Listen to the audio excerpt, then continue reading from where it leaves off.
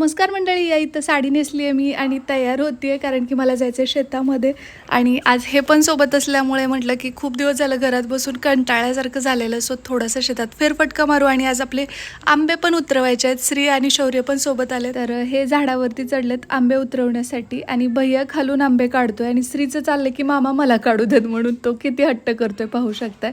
आणि खरंच त्यांनी आंबा काढलाय. आता मामाच्यात आलाय म्हटल्यानंतर मामांकडे सतत त्याचे हट्ट सुरू असतात. आता आंब्यावर ती चढू द्या म्हणून चाललेलं, तर भैया म्हटला की मी चढवतो तुला, थांब. आणि त्याला चढवलं. शौर्य कुठला थांबतोय, मग त्याला पण वरती घेतलं. आणि या इथं पाडाचा आंबा मला मिळालेला आहे. आंबे उतरवण्यासाठी घरच्या घरी लाल पोत्यापासून बनवलेला हा गांजा आहे, अर्थात हा भैयानीच बनवलाय.